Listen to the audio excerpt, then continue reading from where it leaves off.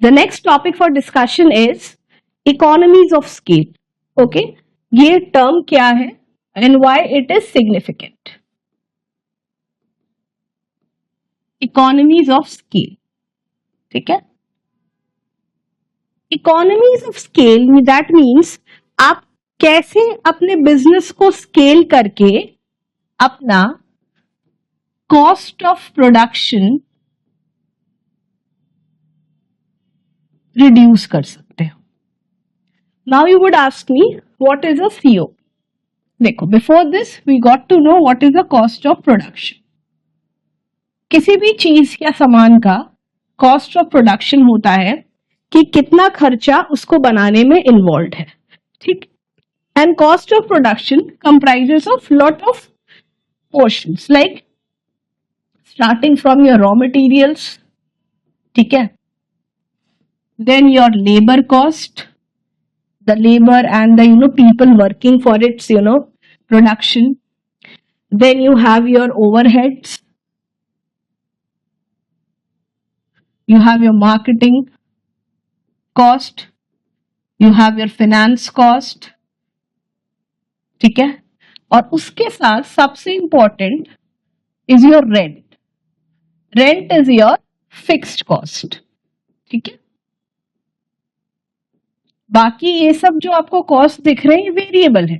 ठीक है, जो आपको रॉ मटेरियल्स का खर्चा लग रहा है या लेबर कॉस्ट लग रहा है या मार्केटिंग का खर्चा लग रहा है, ये सब वेरिएबल है. ठीक है, it depends and it varies from time to time. But जो आपका फिक्स कॉस्ट है, जो मैं सिर्फ रेंट बता रही हूं, या फिर आपका कोई इक्विपमेंट का कॉस्ट है, ये आपका फिक्स्ड इन नेचर है. ठीक है, तो इसका बोलने का मेरा मतलब है कि अगर आप कोई भी चीज का 100 यूनिट्स अगर मैन्युफैक्चर कर रहे हो, तब भी आपका रेंट उतना ही लगेगा. जैसे for example rent is 20,000 of your factory जहां पे आप प्रोडक्शन कर रहे हो, और अगर वहां पे आप 100,000 यूनिट्स भी बना रहे हो, तब भी खर्चा आपका रेंट का 20,000 ही है. आपको रेंट नहीं बढ़ाना है. सो इकोनॉमीज ऑफ स्केल का मतलब है कि आप जैसे जैसे अपना बिजनेस को ग्रो कर रहे हो, आप उसमें एफिशिएंसी अचीव करते हो. ठीक है, उससे क्या होता है, उससे आपका average cost of production reduce हो जाता है. और किसी भी बिजनेस का यही ऑब्जेक्टिव होता है that they have to achieve economies of scale. मतलब बिजनेस को स्केल करके इकोनॉमी अचीव करना है.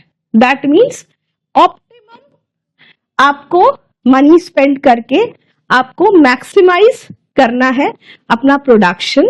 एंड या बिकॉज देखो, जब तक आपका average cost of production reduce नहीं होगा, your profits will not increase. ठीक है, so since your rent is fixed, ठीक है, तो अपने को क्या करना है, अपने को ये अचीव करना है. ठीक है, अपने को अपना मैन्युफैक्चरिंग स्केल को बढ़ाना है, ज्यादा यूनिट्स को प्रोड्यूस करना है ताकि मेरा पर यूनिट कॉस्ट रिड्यूस हो पाए. सो यही है all about economies of scale. Okay, so let's do it. This means that economies of scale का मतलब क्या है, एंड अगर बिजनेस को प्रॉफिट मैक्सिमाइजेशन करना है, if a business got to maximise its profit, तो उसको ये अचीव करना है. और उसका सबसे पहला जो आपको एक्शन लेना है, दैट आपको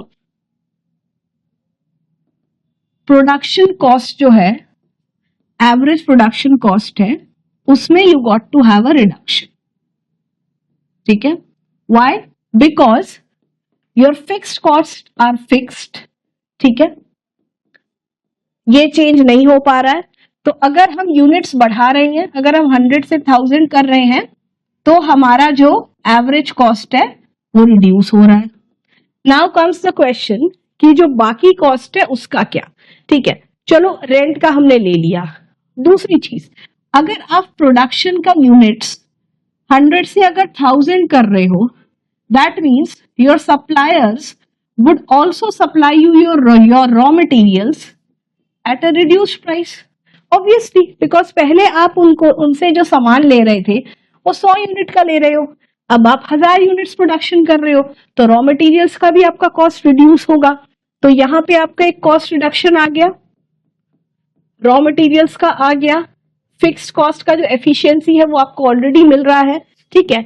और उसी तरीके से जो आपके डिफरेंट कॉस्ट है, चाहे वो आप मार्केटिंग बोलो, ठीक है, और या अपना जो भी है, जो भी आपकी ऑपरेशनल एफिशिएंसीज है, उसको लेके आपको इस तरीके से अपना कॉस्ट मैनेजमेंट कर रहा है कि आपको बचत ज्यादा आ पाए और आपका जो बिजनेस करने का होल पर्पस है, because see why do you do a business, at the end of the day the goal of any businessman is to make profits. तो अगर प्रॉफिट मैक्सिमाइजेशन करना है तो इसको अचीव करना बहुत ज्यादा मैंडेटरी है, ठीक है। तो ये सब जो चीजें मैं आपको बता रही थी, ये इंटरनल इकोनॉमीज ऑफ स्केल है, ठीक है, बिकॉज ये सब आपके कंट्रोल में है। आपके रॉ मटेरियल का कॉस्ट, आपका मार्केटिंग कॉस्ट, आपका फिनेंस कॉस्ट, अपना टेक्निकल कॉस्ट, ये सब आपके हाथ में है।